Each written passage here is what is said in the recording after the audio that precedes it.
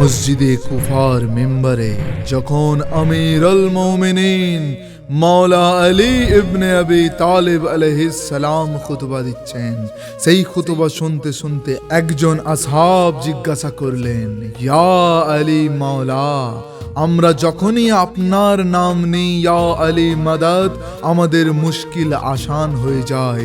যত বড়ই বিপদের মুখে থাকি না কেন, সেই বিপদ নির্মূল হয়ে যায়।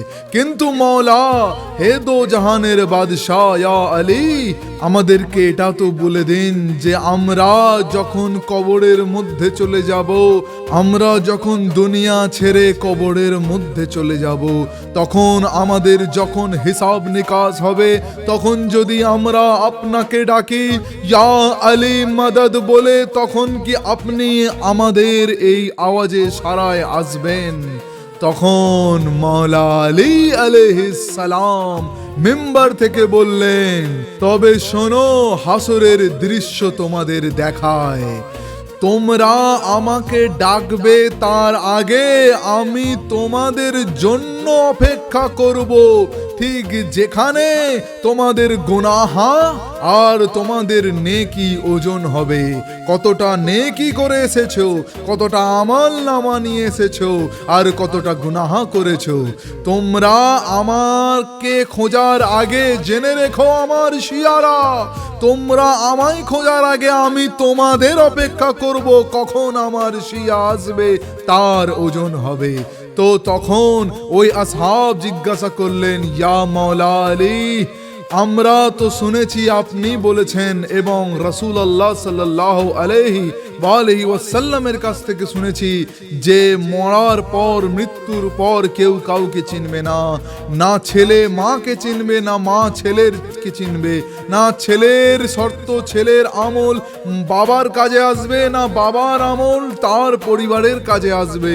তো এই ফাঁকা ময়দানে, অন্ধকারের ঘরে যখন তৃষ্ণার্ত অবস্থায় আমরা যাব, আমাদের জুবান, আমাদের জিহ্বা নাকি মুখ থেকে বেরিয়ে আসবে পিপাসা অবস্থায়।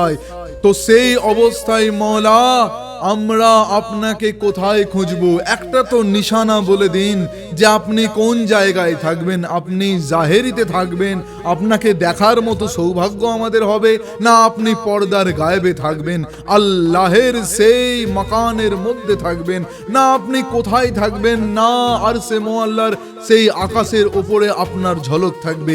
ইয়া আলী মাওলা মুশকিল কুশা, আপনি একটা নিশানা তো দিন যাতে আমরা বুঝতে পারি সেই সময় যখন আমি আমার পুত্রকে চিনতে পারবো না, আপনাকে কিভাবে চিনবো, আপনাকে কোথায় খুঁজবো। তো তখন আমিরুল মুমিনিন মাওলা আলী আলাইহিস সালাম বললেন, চিন্তা করো না আমার শিয়া, তোমরা আমাকে খোঁজার চেষ্টা করবে না। যখন তোমাদের গুনাহ আর তোমাদের আমল দাড়ি পাল্লায় ওজন হবে, জেনে রেখো সেই দাড়ি পাল্লার ওজন কর্তা আমি, আলী ইবনে আবি তালিব আলাইহিস সালাম। এই কথা শুনে গোটা মসজিদে কুফার যত নামাজি আছেন সবাই ক্রন্দনে ভেঙে পড়লেন, বললেন, ইয়া আলী, আপনি মাওলা, আপনি থাকবেন সেই সময় তো মাওলা, আমাদের যে গুনাহ আছে, আমরা সেই গুনাহ কিভাবে আপনার কাছে দাঁড়িপাল্লায় ওজন করতে দেব? কারণ আমাদের গুনাহ অনেক বড়, আমাদের গুনাহ অনেক বড়। ইয়া মাওলা, আমাদের মধ্যে কারোর গুনাহ এত বড় যে সেটা ভেবেই এখন থেকেই ভয়ের মধ্যে জীবন কাটায়।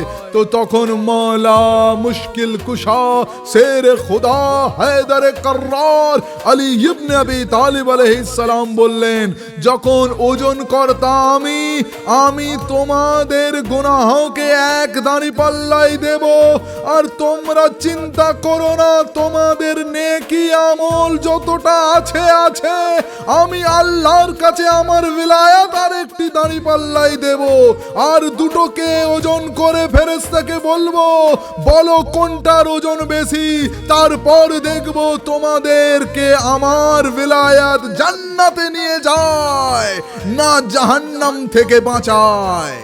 আর এই কথা শুনে গোটা মসজিদে কুফায় নারাও শোর এলো, নারে হায়